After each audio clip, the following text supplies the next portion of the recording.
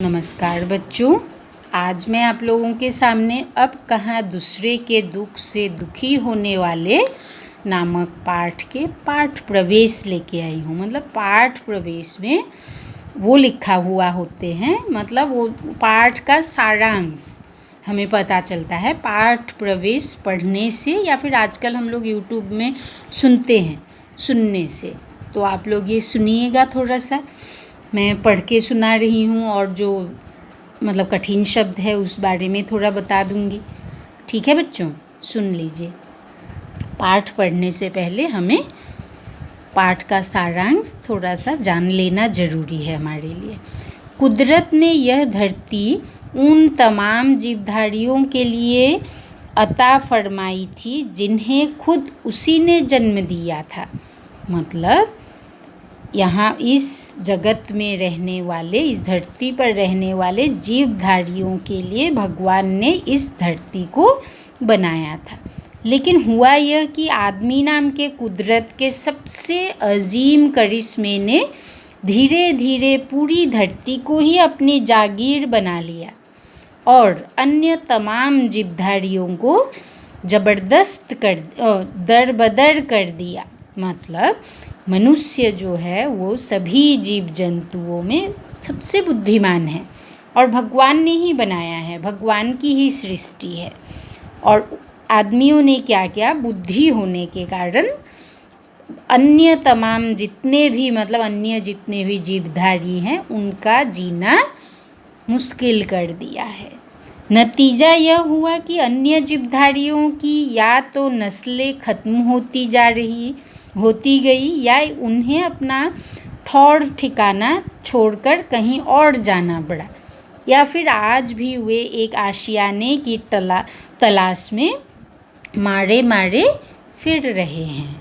तो मनुष्य द्वारा उन्हें कष्ट पहुंचाने के कारण क्या हुआ, नतीजा यह निकला, मतलब फल यह निकला कि उनका नस्ल ख़त्म होती गई और फिर जो है मतलब बचे हुए वे अपना ठिकाना छोड़कर अपने लिए दूसरी जगह खोजना पड़ा उनके लिए, और वे अपने लिए जगह खोजते खोजते घूमते फिर रहे हैं। इतना भर हुआ रहा होता तब भी गनीमत होती, लेकिन आदमी नाम के इस जीव की सब कुछ समेट लेने की भूख यहीं पूरी नहीं हुई। मतलब आदमी इतने लोभी है कि सब कुछ चाहते हैं अपने लिए, दूसरे जीव जंतुओं के लिए कुछ नहीं रखना चाहते हैं, जगह नहीं रखना चाहते हैं। अब वह अन्य प्राणियों को ही नहीं, खुद अपनी जात को भी बेदखल करने से जरा भी परहेज नहीं करता। मतलब आदमियों को, मतलब अपने जात के लोग, मतलब जात को भी बेदखल करने से जरा भी परहेज नहीं करता। मतलब अपने जात के मतलब क्या, मनुष्य ही मनुष्य के शत्रु बन गए हैं अब। मतलब मनुष्य को ही खदेड़ रहे हैं, भगा रहे हैं। ठीक है। फिर अब वह आलम यह है कि उसे न तो किसी के सुख दुख की चिंता है, न किसी को सहारा या सहयोग देने की मनसा मतलब मन में विचार करना वे नहीं चाहते। मतलब दूसरों के सुख दुख की चिंता नहीं है।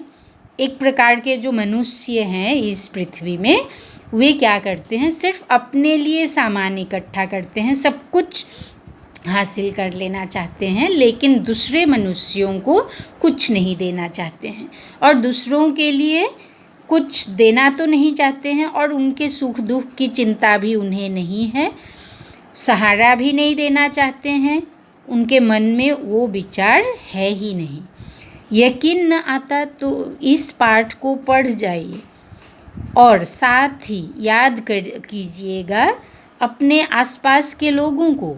हाँ देखो कितनी सुंदर से बताया है उन्होंने कि अगर यकीन नहीं आता है तो इस पाठ को पढ़िए और अपने आसपास के लोगों के बारे में सोचिए।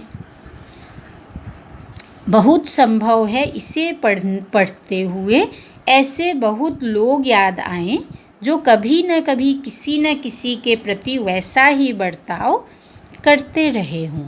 मतलब सब कुछ अपने लिए समेटे हुए हैं, दूसरों के लिए नहीं सोचते। ठीक है बच्चों, थोड़ा सा आभास हुआ कि अब कहाँ दूसरे के दुख से दुखी होने वाले नामक पाठ में क्या है, हमें अब थोड़ा सा आभास मिला है कि नहीं।